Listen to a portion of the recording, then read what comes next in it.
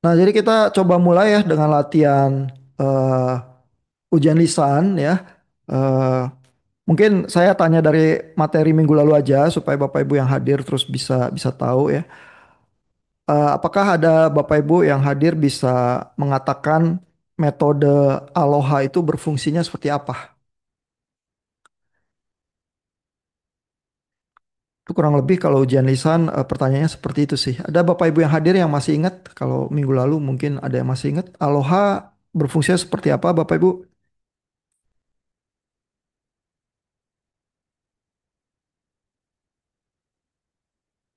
Pak Ananda Ahdan mungkin, Pak Yeni Lubis, Bu Yeni, atau Pak Gimas?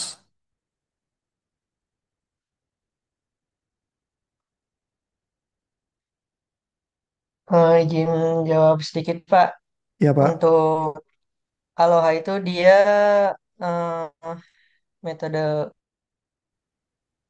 Mac yang ini ya apa digunakan s- apa yang sederhana itu dengan cara itu memilih random number pada saat penjadwalan retransmisi berikutnya itu Pak. Oke, nah itu jawaban percobaan yang cukup baik ya karena nyebut misalnya Mac, oh itu Mac, metode Mac, terus ada mekanisme random number dipilih untuk retransmisi. Pertanyaan berikutnya adalah Mac itu apa? Ya, lalu kenapa perlu retransmisi gitu?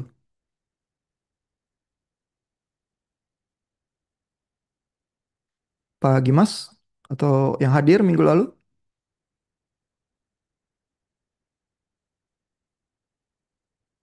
Pak Ihsan monitor?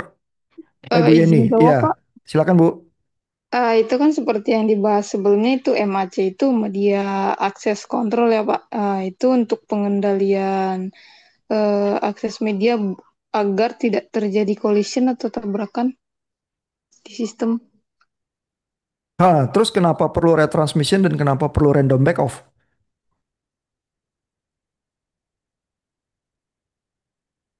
Agar tidak tabrakan ya Pak ya.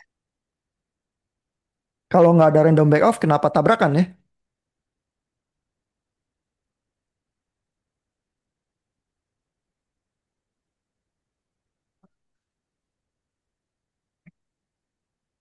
Dan kita kan bicara dengan terminologi itu collision ya, tabrakan. Itu maksudnya apa ya? Apa itu kayak di jalan raya gitu, tabrakan gitu, motor sama mobil gitu. Apa yang terjadi sebenarnya?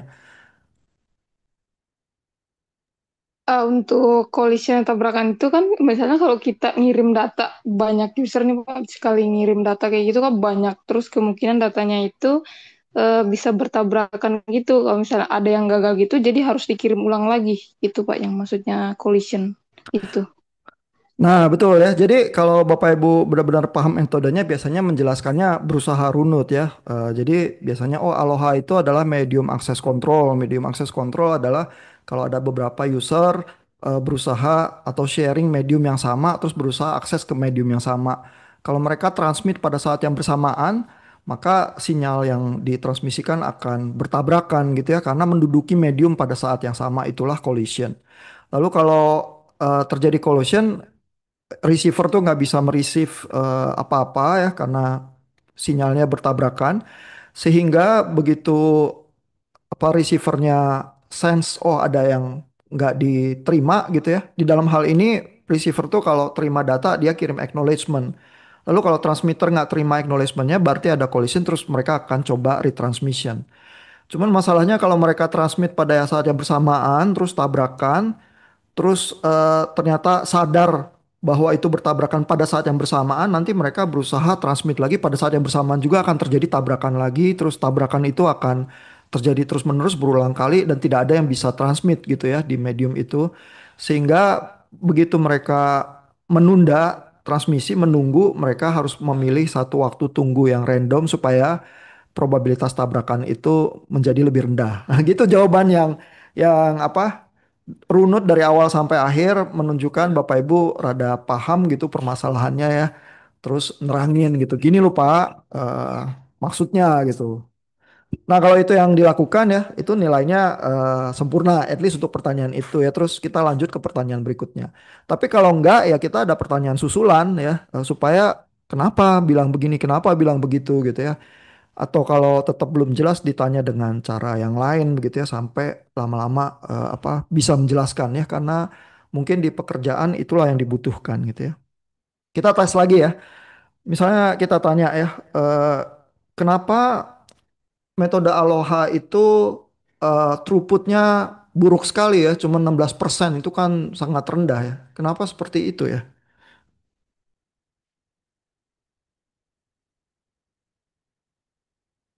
Ada yang masih ingat dari materi minggu lalu, Bapak Ibu?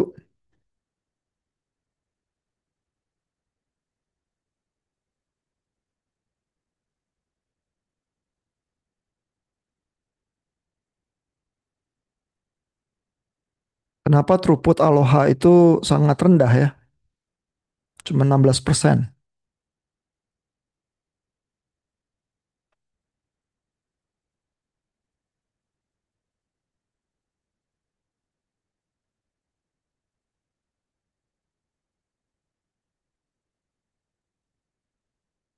Ada percobaan menjawab? Oh, Iya, Bu Yeni.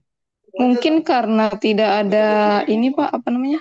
Pengaturan gilirannya untuk mengirim datanya. Jadi akibatnya tabrakan atau collision itu jadi sering terjadi.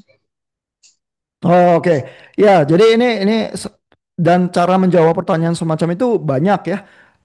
Lalu pertanyaan berikutnya kalau oh karena tidak ada cara mengatur ya. Nah, lantas teknik apa yang lain ya ada cara untuk mengatur supaya transmisinya itu lebih baik?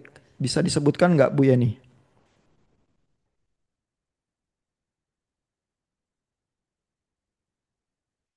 Misalnya Aloha tuh kan yang paling buruk ya bisa dibilang ya Mac itu, tapi banyak yang lebih bagus tuh. Misalnya apa? Dan bagaimana caranya supaya jadi lebih bagus dari Aloha?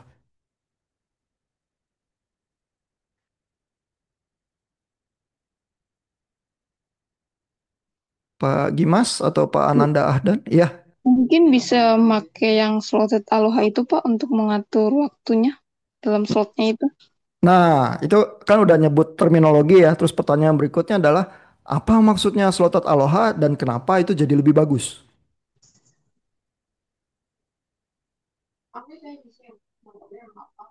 Kayaknya Bu Yen ini yang lulus ujian nih. Pak, saya boleh coba jawab dari awal ke Pak? Boleh Pak Rangga. Tadi kan yang pertama pertanyaannya kenapa dibilang Aloha itu buruk? Bener kata Bu Yeni karena dia ada collision di mana dia tuh nggak bisa menghandle ya Pak. Maksudnya ya itulah terjadi collision itu karena tidak terhandle gitu. Dan Bapak tadi Bapak menanya pertanyaan kedua gitu apa yang lebih baik? Menurut saya kayak kan ada CSMA ya Pak yang Career Sense Multiple Access. Nah, CSMA Nah, itu apa dan kenapa lebih baik? CSMA itu kenapa saya bilang lebih baik menurut saya karena dia itu bisa ngurangin collision Pak, yang stationnya itu nggak hanya ngirim ke medium yang kosong, nggak kayak Aloha. Kalau Aloha kan blind gitu Pak ngirimnya. Nah, CSMA apa yang dilakukan yang lebih banyak dari Aloha sehingga dia lebih bagus? Dia kan sebelum ngirimin data Pak, setahu saya CSMA itu kan dia mendengarkan dulu mediumnya itu untuk memastikan nggak ada transmisi lain gitu. Jadi ada carrier sensingnya. Kenapa dibilang CSMA kan karena carrier sense. Seperti itu Pak. Oke ya, jadi nyebut dulu kalau CSMA itu carrier sensing multiple access. Jadi dia dengerin dulu mediumnya, terus dia transmit sehingga kalau ada orang lain yang udah transmit duluan menduduki medium, dia langsung bisa back off gitu sehingga Iya collision bang. itu lebih rendah ya.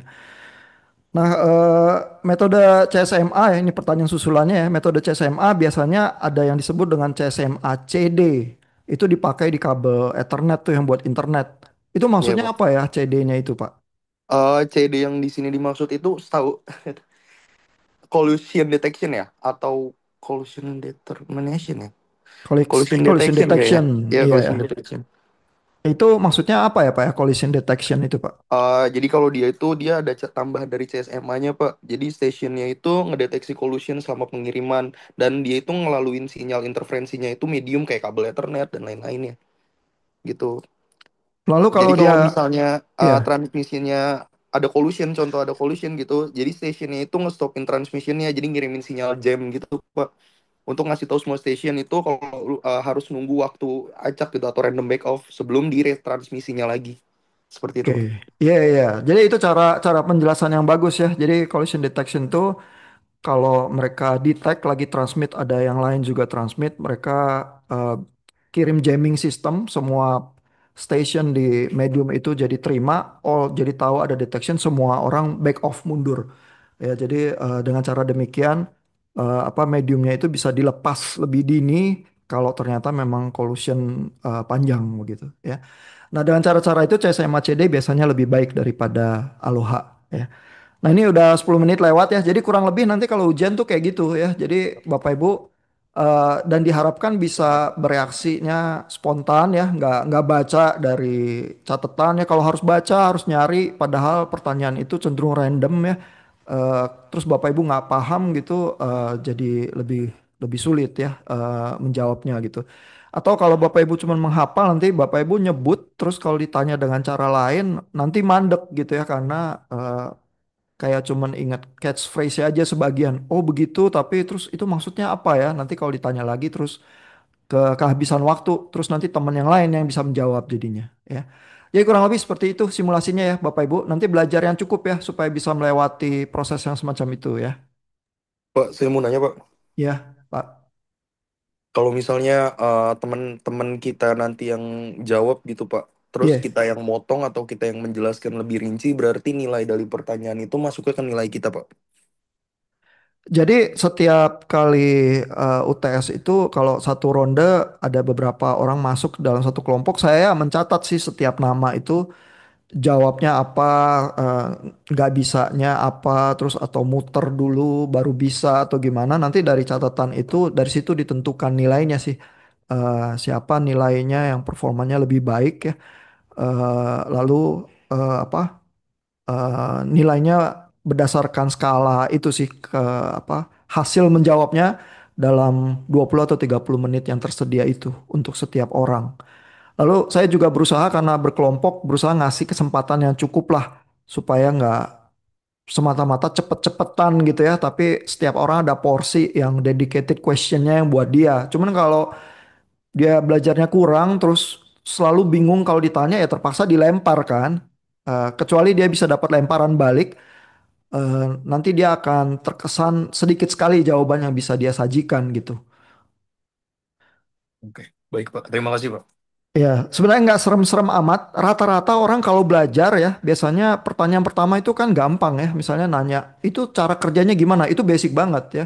Eh, Lalu baru masuk ke pertanyaan-pertanyaan berikutnya itu yang lebih rumit ya. Kenapa begini? Kenapa begitu ya? Terus ada teknik lain yang lebih baik atau lebih jelek nggak ya? Dan kenapa dia lebih baik atau lebih buruk? Jadi rata-rata pertanyaan itu variasinya gitu-gitu aja ya.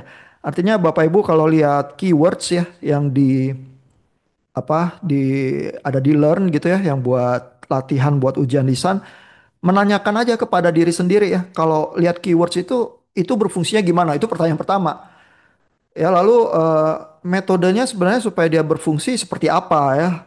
Nah lalu dia performanya berapa ya, teknologi yang itu apakah cukup baik kurang baik, ada ukurannya atau enggak, lalu dibandingkan yang lain dia lebih baik dan kurang baik di bagian apa gitu. Itu pertanyaan basic banget sih. Ya, jadi gitu-gitu aja latihannya pakai kata-kata kunci yang muncul itu. Terus kalau bingung, kalau lihat kata kunci terus nggak tahu itu apa ya, ya baca lecture notes lagi.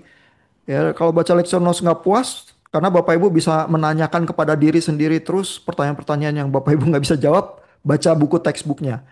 Ya, atau belajar sama AI juga bisa. Ya, AI biasanya nggak ngawur-ngawur amat. Walaupun kalau Bapak Ibu nanya yang sangat spesifik, sangat mendetail teknis kadang-kadang dia bisa salah sih karena kan dia halusinasi ya, dia lempar aja jawaban apa aja yang dia rasa benar padahal salah gitu misalnya. Ya jadi mudah-mudahan nggak jadi terlalu menakutkan dan nggak bingung ya bahwa yang di expect dari ujian lisan memang selevel itu karena supaya Bapak Ibu bisa survive katakanlah kalau wawancara mencari kerja di lingkungan apa perusahaan telekomunikasi atau apa gitu ya. Oke, kita mulai materi kita ya. Jadi kita tadi udah review dikit ya materi yang minggu lalu soal medium access control. Jadi medium access control itu ada yang lebih ke arah random access kayak Aloha itu tadi ya, CSMA, Carrier Sense Multiple Access. Karena dia kalau ada data baru dia kirim ya. Jadi dia random, terutama teknik-teknik semacam itu munculnya di komunikasi internet ya. Aloha sih munculnya pertama kali di komunikasi satelit. Karena waktu itu satelit tuh rumit ya, masih analog. Terus yang bisa ya Aloha, makanya Aloha yang dijalankan gitu ya. Dan mungkin saking rumitnya teknologi satelit ya komunikasinya paket-paket datanya pas ada data aja. Jadi lebih random, terus mungkin lebih lebih nggak rame kayak sekarang. Begitu kita konteksnya internet atau even 2G begitu ya, itu harus ada pengaturan-pengaturan lain yang lebih rumit ya. Nah, kalau kita cenderungnya untuk komunikasi ini ya, apa voice communication ya, kayak 2G, 3G, 4G ya, maka Garcia itu menggolongkan teknologi medium access controlnya ke dalam hal yang dia sebut channelization. Channelization itu cenderung seperti untuk circuit switching ya, karena pas lagi komunikasi dia mau line-nya itu disediakan terus-menerus, nanti kalau komunikasinya udah selesai baru dilepas untuk dipakai oleh yang lain gitu ya. Nah, waktu 4G tekniknya FDMA, waktu 2G itu TDMA karena bisa dibagi menjadi time division, multiple access ya, masing-masing user dapat time slotnya tersendiri. Waktu 3G ini CDMA nih yang dipakai, dan CDMA itu mungkin agak lebih sulit untuk dipahami ya, sehingga Garcia itu menampilkan gambar-gambar berusaha untuk menjelaskan CDMA itu apa. Dan terutama bukunya Garcia itu terbit waktu zaman puncaknya 3G ya, waktu 3G baru mulai launching ya. Jadi dia berusaha mendetilkan di area ini nih. Nah, CDMA itu tekniknya adalah kalau saya punya bit 110 ya, 010 dan seterusnya, ini ada 3 channel katakanlah begitu. Setiap channel itu masing-masing dikalikan ya. Jadi teknik pengkodeannya sebenarnya dikali begitu ya. Jadi dikali dengan kode unik tertentu. Dalam hal ini kode unik ini diatur sedemikian rupa sehingga ortogonal. Kalau ortogonal itu artinya kalau kode yang berbeda saling dikalikan terus dijumlahkan hasilnya nol. Sehingga nanti di receiver channel satu, channel 2, channel 3 ini kalau dikalikan dengan kodenya masing-masing, perkalian dengan kode yang dari user yang lain itu dari channel yang lain jadi nol, sehingga diharapkan nggak saling mengganggu gitu ya. Nah, ini Garcia menunjukkan operasi perkaliannya. Jadi kalau satu dikali plus satu min satu, pertama dia satu dikali plus satu ini jadi apa? Kalau satunya ini biasanya dikodekannya satu ya, terus min satu, nolnya jadi min satu begitu ya. Dan karena dia dikali apa kode yang khusus, dan kode khususnya itu adalah misalnya dipakai di channel satu ini dikali min satu semua gitu ya. Sehingga plus satu dikali min satu semua menjadi deretan min satu dengan deret 4 chip ini ya, 4 coding sequence ya istilahnya begitu ya. Lalu plus satu yang berikutnya menjadi 4 deretan minus satu lagi, min satu berikutnya karena dikalikan min satu semua gitu ya, menjadi plus satu berderet begitu. Ya jadi setiap channel ini ada codingnya masing-masing ya. Dan channel yang kedua ini codingnya adalah plus satu min satu plus satu min satu. Kita bisa tahu itu karena plus min ini dikalikan sama yang min satu ini menghasilkan coding untuk channel 2 tertentu ini begitu ya. Dan channel 3 begitu terus dijumlahin. Nah, penjumlahannya ini yang dikirimkan ya. Dan karena dia ortogonal gitu codingnya itu ya, kalau dikalikan dan dijumlahkan itu hasilnya nol. Nanti jumlah sinyalnya ini kalau diterima di receiver ya. Misalnya kalau kita mau menerima channel 2 begitu ya, kita kalikan sinyal jumlah ini yang ditransmit terus di receive ini dengan kode dari channel 2 ya. Kode dari channel 2 ini ternyata min satu plus satu min satu plus satu begitu terus ya. Dan kalau deretan sinyal ini dikalikan dengan min plus ya. Lalu kita jumlahkan begitu ya. Di akhir penjumlahannya ini jadi min 4. Nanti dibagi dengan panjang sekuensinya jadi dibagi 4 jadinya min satu ya. Terus di tengah ini dapatnya plus 4 jadinya plus satu karena dibagi 4. Terus min 4 lagi. Jadi dapatnya min satu plus satu min satu. Sehingga kalau kita cocokkan ke yang ditransmit di channel 2 ini min satu plus satu min satu ya. Kita dapatkan kembali sinyalnya. Padahal di dalam sinyal tumpukan ini ya, itu terkandung sinyal dari channel satu, channel 2, channel 3. Tapi kalau di receiver kita kalikan hanya dengan coding channel 2 saja, nanti kita dapatkan sinyal dari user 2. Begitu ya. Dan tampaknya di dalam kasus yang semacam ini karena nggak ada noise, nggak ada multi patch channel ya, artinya sinyalnya itu nggak dikalikan dikonvolusi sama pantulan-pantulan gangguan di udara ya, kayaknya bisa sempurna ya. Cuma CDMA itu jadi problematik ketika usernya banyak, terus multi patch channel itu merusak ortogonalitas code-nya karena kan dia bergeser. Begitu bergeser, coding yang ortogonal itu hanya bersifat ortogonal kalau dia saling nggak tergeser. Begitu tergeser sebenarnya dia ada interferensi tertentu tuh yang sehingga channel satu itu bisa mengganggu channel 2, bisa mengganggu channel 3 dan seterusnya. Nah, kalau pendesain sinyal apa sistem komunikasi CDMA 3G itu berhasil mengkompensasi multi patch channelnya sehingga pergeseran coding itu bisa dikompensasi balik ya sehingga semua coding itu jadi sinkron lagi ya sistemnya balik ortogonal lagi ya tetapi caranya mengkompensasi multi patch channel ya adalah dengan melakukan dekonvolusi terhadap channelnya dan itu sulit ya kan itu repot ya terutama kalau channel 3G yang punya bandwidth lebih besar daripada 2G ya. Jadi 2G aja udah repot pada zaman itu dengan teknologinya ya, sekitar 20 tahun yang lalu. Terus beralih ke 3G, bandwidthnya lebih gede, problem equalization itu ya, problem untuk dekonvolusi itu lebih repot lagi ya. Sehingga baru belakangan eh, orang-orang itu sadar ya, melakukan receiving CDMA dengan tidak menerima interferensi dari user yang lain itu sulit dan terpaksa jadi receivernya itu harus kerja keras menghitung codingnya sedemikian rupa sambil menghitung coding spreading CDMA-nya dia harus menghitung balik efek konvolusi dari channelnya itu begitu ya.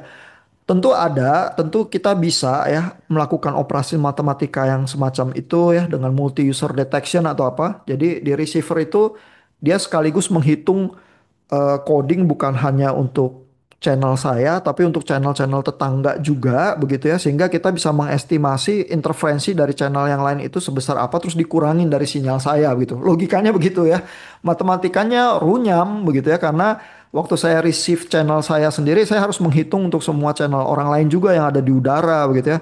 Jadi kalau kita sampai melakukan teknik deteksi yang semacam itu supaya menerima sinyal yang murni dan bagus, receiver saya nanti handset saya ngos-ngosan ya. Baterainya lebih cepat habis dan lain sebagainya ya. Dan apa akhirnya kalau berusaha bikin gadget yang lebih murah terus nggak bisa melakukan komputasi yang semacam itu sinyalnya buruk ya karena interferensinya besar. Ya sehingga kalau Bapak Ibu lihat pemberitaan media atau apa istilahnya adalah sistem 3G CDMA di zaman dulu itu ternyata interferensinya meningkat dengan pesat ketika jumlah user di dalam channel itu bertambah juga begitu ya. Jadi eh, penambahan user itu langsung meningkatkan jumlah interferensi ya. Padahal di sistem kayak 2G ya nggak seperti itu ya karena semua user tuh dapat time slot yang dedicated masing-masing. Terus kalau apa receivernya bagus nggak saling mengganggu. Tiba-tiba CDMA kayak gitu ya lebih banyak user gangguannya lebih parah ya sehingga akhirnya sih CDMA ditinggalkan orang ya. Tapi dia pernah ya booming di tahun 2000-an menghasilkan optimisme untuk apa sistem 3G gitu. Kalau yang 4G sekarang udah bergeser lagi. Nah ini Garcia menunjukkan sedikit ya bagaimana mengatur codingnya itu supaya ortogonal itu karena teknik CDMA itu kunci dari teknologinya terletak pada bagaimana pengaturan codingnya ini sehingga kok bisa ya kalau dikalikan terus codingnya berbeda jadi nol. Jadi ada matriks tertentu ini yang disebut Walsh-Hadamard matrix ya. Panjangnya bisa kita atur kelipatan 2 pangkat n jadi bisa satu bisa dua 2 kali 2 kayak gini ya. Lalu kalau 2 kali 2 mau kita ekspansi jadi 4 kali 4 ya, tinggal apa model yang 2 kali 2 ini kita geser ke kanan dengan yang sama, kita geser ke bawah dengan pola yang sama, tapi geser diagonal dengan pola yang berlawanan. Jadi nolnya jadi satu, satunya jadi nol gitu ya. Jadi ke kanan sama, ke bawah sama, diagonal silang itu lawannya gitu ya. Terus kita dapat Walsh-Hadamard matriks yang lebih besar tapi juga yang masih ortogonal. Ya, sehingga kalau kita ambil baris yang mana aja yang berbeda, terus kita kalikan dan kita jumlahkan, dapatnya nol gitu ya. Kalau kita nggak suka dengan 4 kali 4, kita mau ekspansi menjadi apa 8 kali 8, tinggal melakukan hal yang sama ya. Geser ke kanan, pola matriksnya sama, geser ke bawah sama, geser diagonal, dibalik ya satu nolnya, terus kita dapat Walsh-Hadamard matriks yang panjangnya 8 kali 8. Dengan cara demikian saya bisa geser terus ya 16 kali 16, 32 kali 32, terus apa 128 kali 128 gitu ya. Sehingga kalau saya punya coding yang misalnya 128 panjangnya, saya bisa punya 128 user di channel saya gitu karena saya punya sejumlah 128 code begitu ya. Makin besar ukuran matriks kita, makin banyak user yang bisa kita tampung ya. Tadinya orang optimis dengan CDMA, kok kayaknya kita jadi bisa memperbesar sistem kita tanpa batas ya, tinggal memperbesar matriksnya aja, kan ini ortogonal ya, nggak saling mengganggu ya. Secara matematika kalau nggak ada noise dan kalau nggak ada multi-path channel ya memang begitu. Tapi kan di apa medium transmisi kita nggak ada yang murni tanpa tanpa noise ya, dan nggak ada yang murni tanpa apa multi-path efek ya, terutama kalau mobile communication. Ya jadi optimisme awal ini yang muncul dari matematika ortogonalitas spreading code-nya ini jadi buyar ya begitu mulai diimplementasi sistem 3G-nya. Ya. Nah itu sedikit ya dari teknologi, memang teknologi masa lalu ya, tapi pernah berjaya dan mungkin nanti bisa muncul juga dalam bentuk yang lain ya, karena apa matematikanya kan tetap sama ya, cuman aplikasinya bisa di tempat-tempat yang berbeda ya. Nah, lalu kita lanjut ya ke sistem CSMA CD tadi yang sempat disebut oleh Pak Rangga ya. Di sini kembali ada grafik ya, performa CSMA CD, dan CSMA CD itu dipakai di kabel Ethernet yang buat internet. Di sumbu X ini ada loadingnya. Loading itu berarti seberapa besar traffic yang berusaha lewat di jalur kabel itu ya. Lalu di sumbu Y ini ada average transfer delay. Jadi sebenarnya selain trafficnya seberapa besar ya, delay itu ya seberapa panjang kabel internet kita ya. Atau kalau di udara seberapa jauh ya coverage kita ya, itu mempengaruhi throughput juga begitu ya. Sehingga misalnya untuk loading yang makin besar ya, kalau sumbu X-nya ke kanan, kita lihat bahwa delaynya itu eh apa bisa naik dengan sangat drastis juga ya. Jadi naiknya eksponensial nih, kayak di awalnya kayak rata dulu kayak nggak ada efek ya. Tapi mencapai batas traffic tertentu ya. Kalau semua orang tabrakan, terus semua orang terpaksa retransmisi ya, delaynya bisa bisa jadi naik dengan drastis ya. Terus kita kayak kalau pakai internet tuh buffering terus gitu ya. Jadi ini efek apa eh, yang terjadi di traffic yang melewati mekanisme CSMA-CD. Nah, di bagian yang ini ya, chapter 6 yang agak ke belakang ini, Garcia tuh ada diskusi khusus ya, karena juga WiFi di zaman itu menjadi apa? Menjadi booming juga ya, dipakai dengan lebih luas. Kalau sekarang WiFi kayak barang biasa ya. Tapi zaman dulu orang bisa internetan di kafe-kafe dengan mudah, itu 20 tahun yang lalu barang mewah begitu ya. Nah, masalahnya kalau internet lewat WiFi ya itu nggak bisa pakai CSMA CD gitu ya. Nah, ini ada beberapa problem yang disebutkan ya. Ini juga tipikal soal ujian lisan yang apa cukup sering ditanyakan ya. CSMA CD itu kenapa nggak bisa dipakai di wireless ya, di WiFi gitu. Padahal di kabel internet yang lewat kabel Ethernet tuh bisa-bisa aja gitu ya.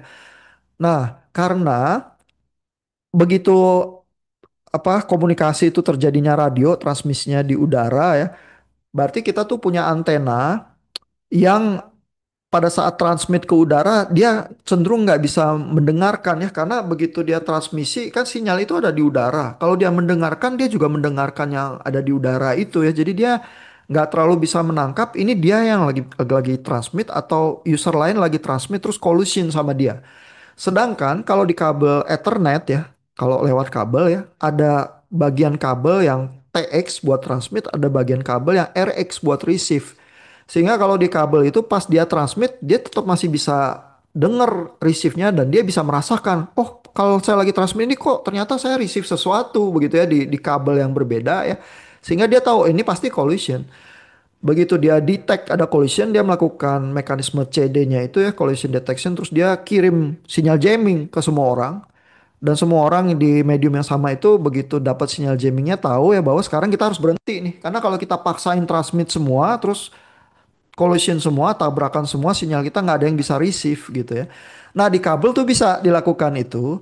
Kalau di WiFi jadi nggak bisa karena dia cuma punya satu antena mengarah ke medium yang sama, baik dia yang teriak ataupun user lain yang teriak dia nggak bisa bedain. Ya jadi ini sebab pertama adalah kesulitan mendeteksi collision pada medium wireless ya.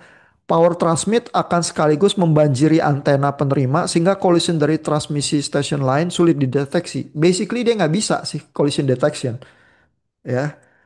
Karena jalur transmit sama receive sama lewat antena yang sama gitu ya.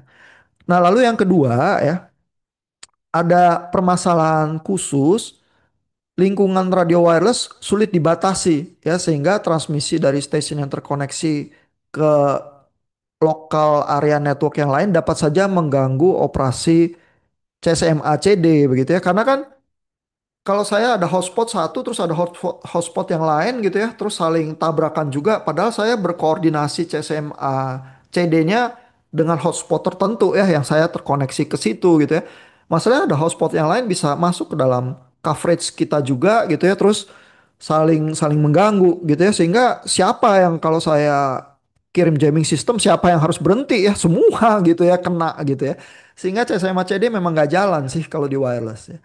Lalu yang ketiga ada problem yang spesifik juga ya buat wireless yang disebut hidden station problem. Ini juga tipikal sekali ya pertanyaan ujian ya. Sebutkan apa itu hidden station problem? Kenapa hidden station problem itu terjadi ya? Kenapa kita sebut ada stasiun yang tersembunyi dari yang lain? Nah ini yang terjadi seperti ini ya. Jadi kan setiap wireless itu ada coveragenya ya. Katakanlah A sama C ini agak jauh ya. Tapi B sama A ini saling mendengar, B sama C saling mendengar juga. Nah, tapi kan efeknya si A sama C nggak bisa saling mendengar karena jaraknya jauh. B-nya ada di tengah, dia dengar dua-duanya. Nah, kalau A nggak bisa dengar C, C nggak bisa dengar A, C sama A itu akan terus-menerus transmit dan nggak tahu bahwa data mereka tabrakan di B yang ada di tengah itu. Cuman si B-nya merasakan collision terus-terusan begitu ya. Tapi antara si A sama si C nggak saling tahu. Walaupun mereka melakukan carrier sense gitu ya, tapi kan coveragenya jauh ya. Dia nggak berasa gitu ya. Jadi keduanya selalu merasa channel itu kosong. Keduanya terus-menerus mengirimkan data, tapi terus-menerus collision di B. Jadi nggak bisa diterima juga. Nah itu yang disebut dengan hidden station problem. Karena efek jarak ya, yang membuat ada stasiun yang cuma bisa mendengar terbatas ya. Dan stasiun yang paling jauh tidak bisa mendengar stasiun yang lain yang lebih jauh lagi gitu ya. Nah ini ada solusinya. Solusinya spesifik juga. Disebut dengan metode RTS CTS begitu ya. Jadi supaya bisa menengahi antara stasiun A dan stasiun C yang nggak saling mendengar ini, maka setiap kali transmisi itu ada request to send ya RTS istilahnya dan clear to send ya CTS yang harus dikirimkan dulu sebagai handshaking ya sebagai persetujuan bahwa siapa yang dianggap boleh mengirim. Ya jadi kalau A transmit gitu misalnya ya. Terus si C kan nggak bisa dengar A lagi transmit. Tapi A itu transmit RTS-nya dulu. Saya request nih mau transmisi. Nah nanti si B yang ada di tengah ini transmit. Oke boleh kirim ya. Dia jadi transmisiin CTS. Tapi di dalam paket CTS ini ada alamat stationnya siapa yang boleh oke untuk transmisi ya. Dan si B ini akan announce bahwa A yang boleh karena A tadi yang kirim RTS yang dia terima duluan. Sehingga kalau si C ini dengar CTS dari B yang bilang A yang boleh kirim, si C-nya diem dulu gitu ya. Jadi dengan cara ada RTS CTS ini yang juga menginformasikan stasiun mana yang boleh kirim di udara itu jadi bisa diatur. Dan walaupun C nggak bisa mendengar A, tapi kalau dia mendengar bahwa ada CTS yang clear to send-nya orang lain, ya dia diem gitu ya. Jadi dengan cara demikian metode RTS CTS ini dan metode CSMA yang berlaku di WiFi namanya CSMA CA, bukan CD. Kalau CD collision detection dia nggak bisa, tapi dia bisa collision avoidance istilahnya ya, CA. Jadi kalau ditanya apa bedanya sistem MAC di WiFi dan di kabel internet, jawabannya yang satu CSMA CA, yang lain CSMA CD. Nah, terus pertanyaan berikutnya apa bedanya jadi CSMA CA dan CSMA CD? Nah, kalau tipikal yang CSM ACA ini yang untuk WiFi itu ya, dia luar biasa sopan ya. Waktu tunggunya ini berlapis-lapis nih. Ada gambar 6.69 ya. Ada short interframe space ya, SIFS. Ada PIFS, terus ada DIFS ini nunggu untuk data ya. Jadi dia ada berbagai waktu tunggu. Yang paling pendek ini untuk semacam acknowledge atau RTS CTS gitu ya. Karena cuman butuh waktu udah kirim data ya, dia nunggu waktu yang singkat supaya dia terima dari receiver acknowledgement bahwa datanya udah diterima dengan baik gitu ya. Tapi kalau dia mau kirim data berikutnya ya, itu dia harus nunggu DIFS nih. Ini waktu tunggu yang lebih panjang ya. Terus kalaupun dia udah tunggu DIFS ini, habis itu dia random back off dulu. Dia tunggu lagi sejauh waktu yang pakai biasa buat random back off buat Aloha itu. Ya supaya nggak bersamaan lagi juga sama user lain. Karena user lain udah juga nunggu DIFS waktu yang sama. Terus kalau sama-sama merasa kosong, sama-sama berusaha transmit nanti collision. Jadi sopan-sopanan nunggu lagi dulu aja gitu ya. Jadi dengan cara yang demikian ya, kalau ada RTS nunggu sys buat nunggu CTS, ada data nunggu sys buat acknowledgement.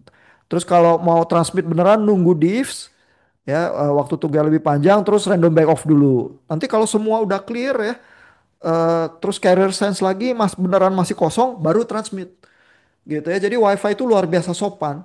Waktu tunggunya berlapis-lapis banyak. Abis tunggu nggak boleh transmit ya, tetap harus random back off. Begitu random back off, carrier sense dulu ya, masih apa kulonuwun dulu, carrier sense lagi. Kalau kosong beneran baru transmit.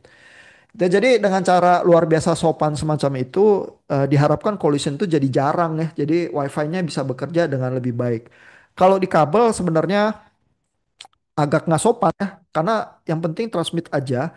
Karena saya bisa detect collision kalau sampai terjadi collision, collision detection, jamming, terus semua orang berhenti, semua orang mulai lagi dari awal, nggak apa-apa. Jadi semacam itu bisa dilakukan dengan cepat. Nah kalau di WiFi nggak bisa. Jadi kalau karena nggak bisa, terus karena ada hidden station problem, akhirnya membentuk medium access control yang jauh lebih sopan.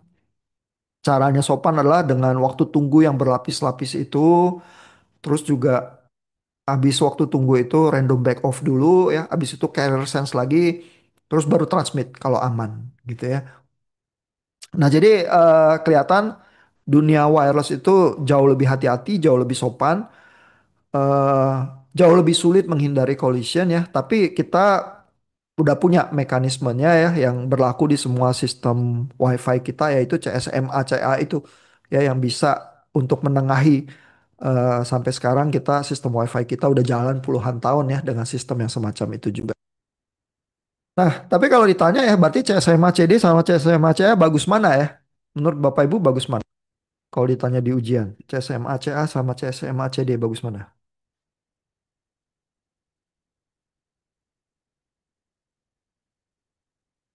Ada upaya menjawab?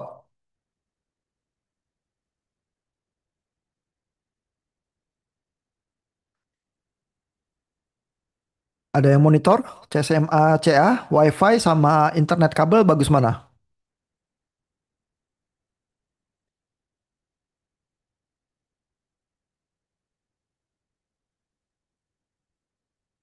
Bu Yeni masih monitor?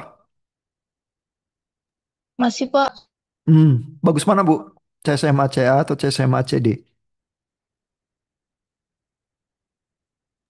Mungkin CSMAC apa? Nah, pertanyaan berikutnya, kenapa lebih bagus?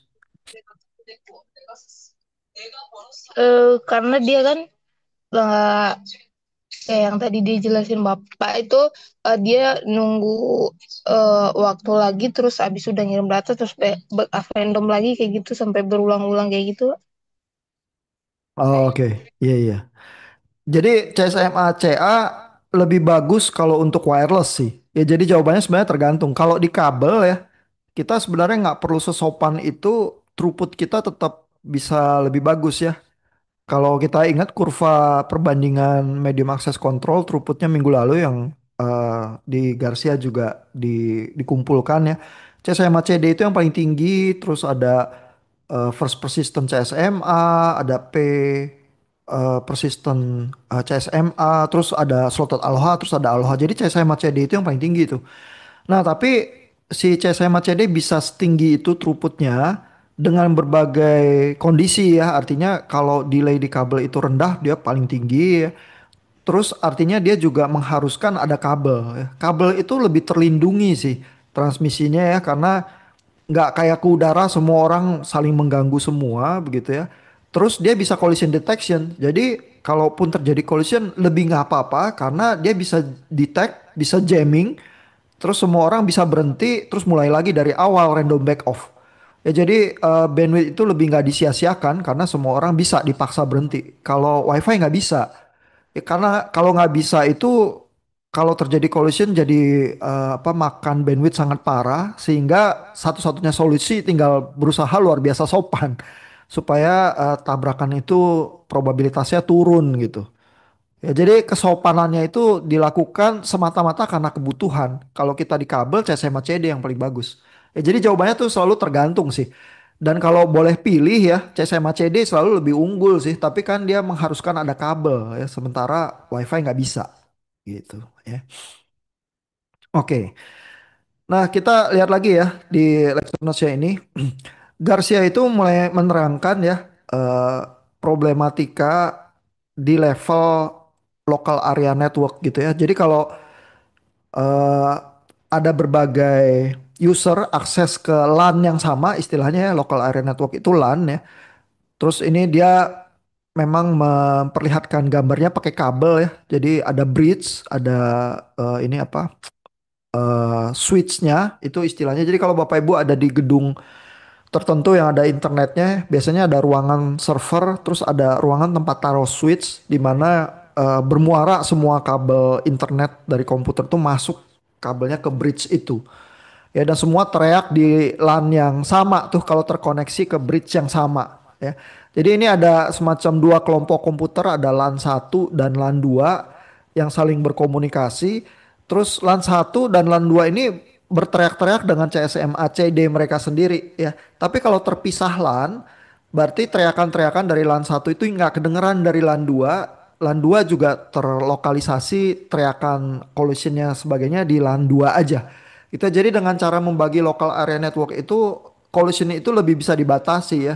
Kalau seluruh komputer di satu gedung itu ya berapa lantai connect ke bridge yang sama itu luar biasa parah collisionnya ya.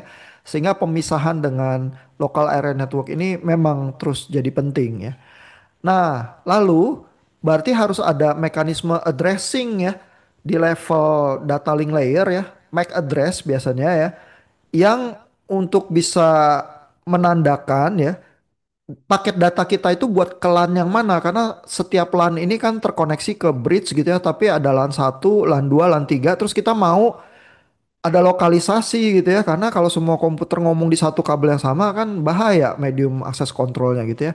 Nah, jadi addressingnya itu caranya melemparkan alamat ya yang mana komputer yang dituju itu dengan cara flooding.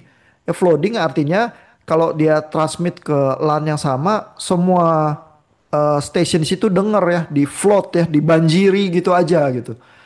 Nah, main banjir-banjiran itu juga ada bahayanya ya, karena kan kita tahu sendiri medium access control penyakitnya collision ya. Jadi kalau banjir-banjirnya itu nggak dibendung ya, apa banjirnya menggulung begitu ya, terus berputar gitu itu bisa membahayakan ya. Tapi kalau banjirnya terlokalisasi ya cuman di LAN ini aja.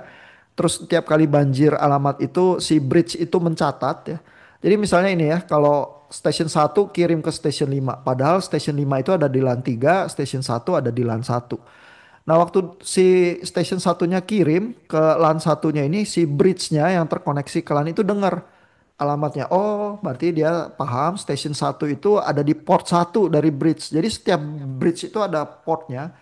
Paling tidak dua ya kalau dia memisahkan LAN yang satu dengan LAN yang lain. Tapi dia bisa ada banyak LAN ya yang connect ke satu bridge yang sama. Jadi portnya bisa banyak ya. Tapi ini contoh yang sederhana aja, portnya dua ya.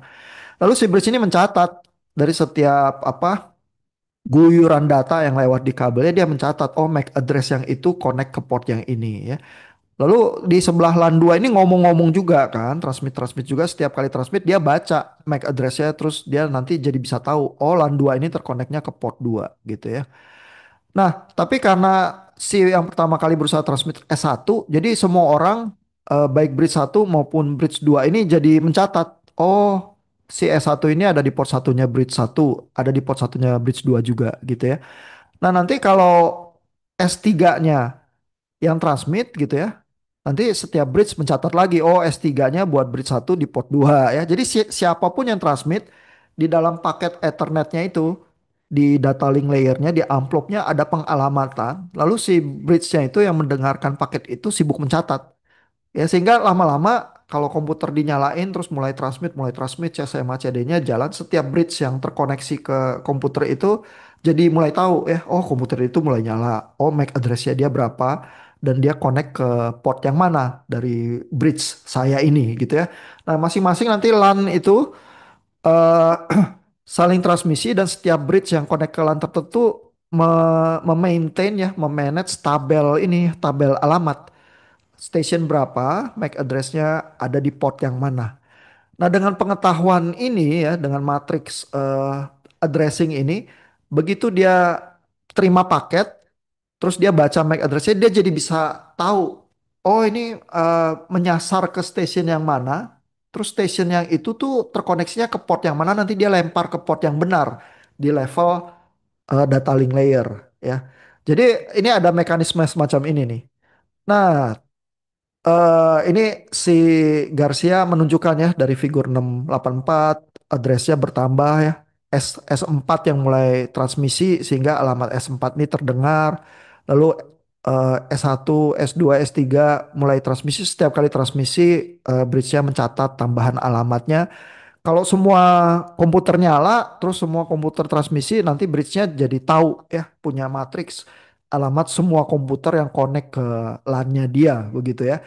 Sehingga dengan demikian dia selalu bisa ya mencatatkan apa, melemparkan paket berdasarkan data MAC address ke port yang sesuai.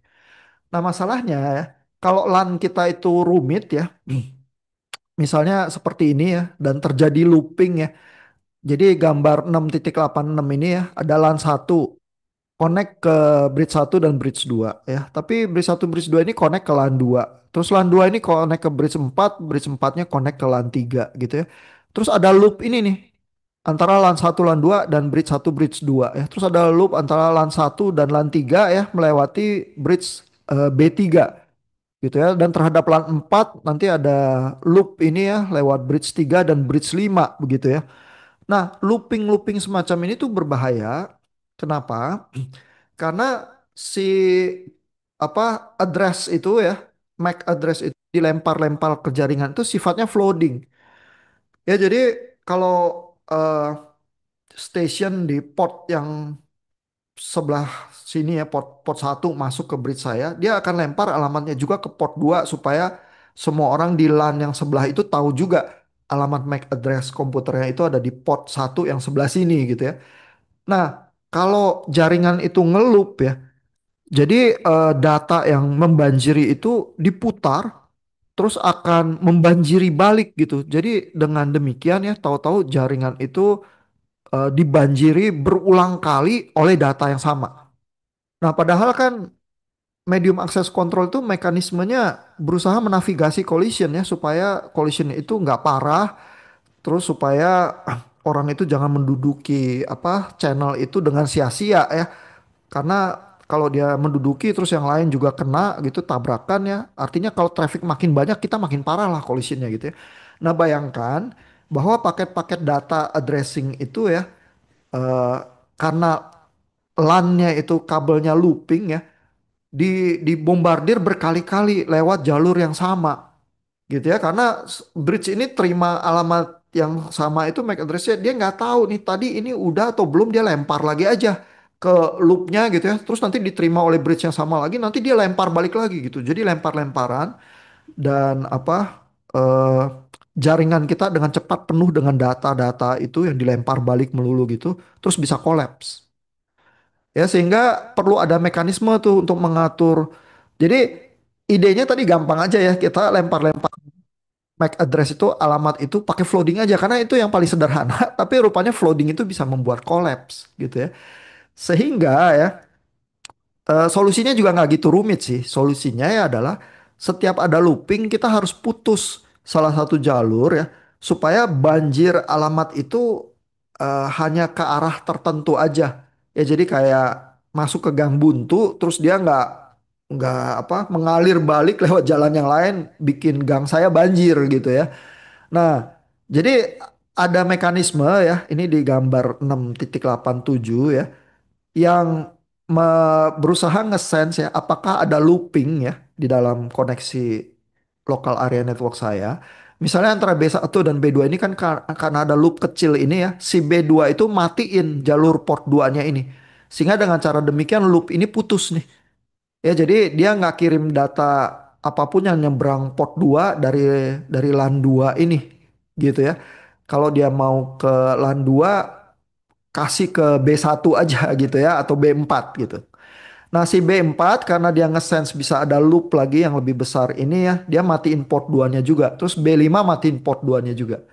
Jadi kalau masing-masing bridge itu bereaksi ya, terus kalau nge-sense looping dia matiin portnya tertentu sehingga loopnya itu nggak terjadi gitu ya. Efek kebanjiran data karena flooding address itu bisa dihindari.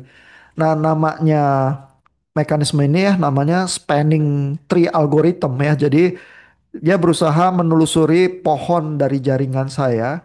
Jadi spanning tree itu istilahnya ya. Terus kalau ada loop dia matiin portnya supaya loopnya nggak terjadi. Gitu ya. Sini ada penjelasannya sih di dalam lecture note ini ya. Spanning tree algorithm itu mematikan jalur tertentu dari bridge ya. Sehingga apa, loopingnya itu nggak terjadi dan flooding itu bisa dihindari ya. Membuat jaringan itu collapse gitu ya. Lalu di bagian akhir ya di lecture notes ini ada semacam ini gambarannya bahwa bridge zaman sekarang bukan cuman sekedar memisahkan apa, eh local area network LAN berdasarkan kabel fisik ya. Dia bisa juga berdasarkan logika. Gitu ya. Jadi misalnya gini ya, bahwa saya punya gedung 5 lantai. Tapi komputer saya yang di lantai 5 itu punya fakultas yang ada di lantai 4 gitu misalnya. Kita mau bahwa kalau komputer yang terkoneksi ke fakultas yang sama lewat terkoneksi ke local area network yang sama gitu ya. Kalau kita mau begitu ya, padahal kan dia kabel fisiknya beda ya, di lantai yang beda dia udah lewat kabel fisik yang beda, lewat port yang beda, lewat bridge yang beda juga kemungkinan begitu ya. Sehingga secara kalau metode klasik yang pakai menggolongkan local area networknya pakai kabel nggak bisa lah kalau di lantai yang lain. Kalau di lantai yang sama bisa ya, masuk ke port yang sama ya udah beres dia LAN yang sama gitu ya. Tapi kalau di lantai yang berbeda kan nggak bisa.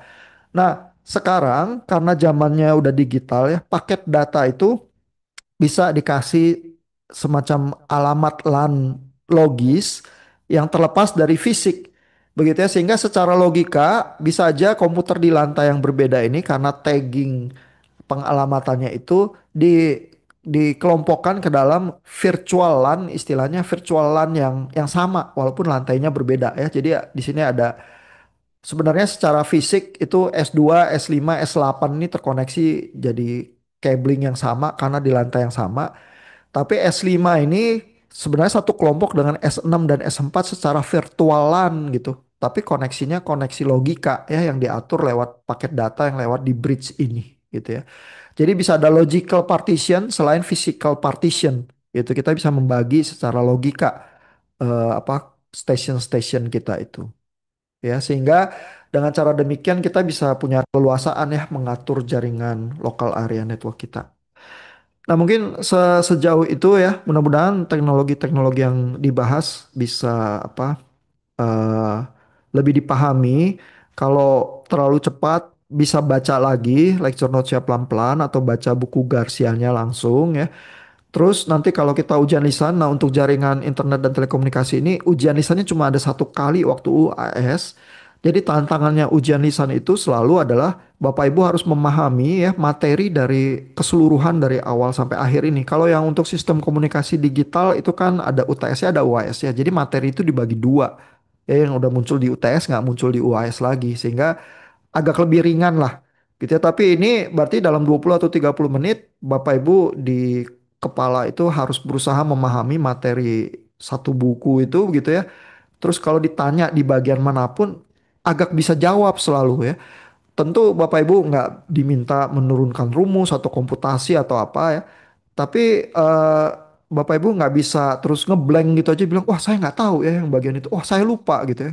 Kalau terlalu banyak bagian yang semacam itu gitu ya, nanti nilainya di dalam 20 menit sampai 30 menit itu terlalu sedikit pertanyaan yang bisa dijawab terus nilainya ya rendah ya. Kalau Bapak Ibu terlalu banyak nggak taunya ya, nanti bisa nggak lulus ya di level yang nilai yang 60 ke atas biasanya Bapak Ibu perform 50% lebih lah gitu ya. Kalau 50% kurang ya nilainya ya 50% kurang juga gitu. Jadi eh, ya Bapak Ibu bisa membayangkan itu seperti wawancara kerja, terus manajer itu kalau berusaha cari tahu ya seberapa paham Bapak Ibu tentang bidang-bidang tertentu di telekomunikasi terus dia random aja tanya aja apa aja gitu ya terus kalau Bapak Ibu rata-rata tahu dan rata-rata bisa jawab at least 50% lebih ya Bapak Ibu lulus ya ada kemungkinan dipanggil lagi ya untuk negosiasi gaji atau apa tapi kalau wah ini nggak tahu wah itu nggak tahu gitu ya ya dia akan terpaksa pilih kandidat lain yang kayaknya lebih tahu lebih banyak begitu ya dan ini latihan yang wajar aja ya. Mudah-mudahan sih latihan yang semacam ini tetap berguna ya. Terus Bapak Ibu tugasnya tetap harus belajar sih. Kalau nggak belajar sama sekali, terus kepala itu agak kosong gitu ya, atau paling saya cuma paham 50% gitu ya. Tapi paham 50% itu kan artinya gambling ya. Waktu lagi ditanya itu kan random ya pertanyaannya ya. Kalau pas kena 50% yang saya nggak tahu gitu ya, udah saya kandas langsung seolah-olah saya nggak tahu apa-apa semuanya gitu ya. Jadi jangan belajar hanya 50% ya itu membahayakan sekali ya. Kalau Bapak Ibu belajar 80% terus tiba-tiba kena random separohnya ya, mungkin Bapak Ibu bisa menjawab 50 sampai 60% ya. Jadi masih bisa. Usahakan belajar 100% terus ditanya random yang manapun mungkin Bapak Ibu masih bisa jawab 70% atau lebih gitu ya. Jadi jangan baru baca apa 20% terus merasa kayaknya saya udah bisa itu terus dapat pertanyaannya 20% yang lain gitu ya misalnya ya langsung kandas ya. Persoalannya ujian lisan seperti itu sih tingkat kesulitannya ya buat Bapak Ibu yang belum pernah mungkin nggak tahu caranya mempersiapkan diri ya. eh tapi buat Bapak Ibu yang udah sering atau secara normal tahu juga caranya belajar gitu ya, ya bisa lah mempersiapkan diri dengan lebih baik karena lecture notes tersedia ya, textbooknya juga tersedia juga di sana. Bapak Ibu bisa baca sampai puas. Terus Bapak Ibu bisa mereview recording-recording kuliah itu kalau ada pertanyaan yang spesifik yang Bapak Ibu berusaha pahami supaya bisa menjawab ya.